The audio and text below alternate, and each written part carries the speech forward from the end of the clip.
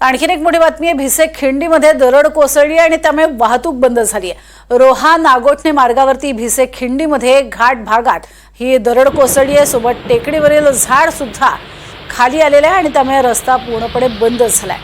तसंच टेकडीवरनं वाहणाऱ्या पाण्यामुळे रस्त्यावरती पाणी साचलंय। रोहा नागोठणे मार्गावरती अनेक ठिकाणी पाणी साचलेलं पाहायला मिळतंय। पाण्याची पातळी वाढत चालली आहे।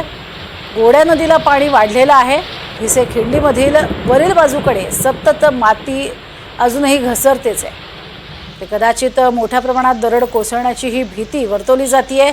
महादेव खार इथे सुद्धा रस्त्यावरती दरड आलेली आहे आणि त्यामुळे वाहतूक पूर्णपणे बंद झाली। कोलाड शाळेकडनं रस्ता बंद करण्याची मागणी आता होते आहे। प्रचंड कोसळणारा हा पाऊस आणि त्याचा परिणाम भिसे खिंडीत दरड कोसळली।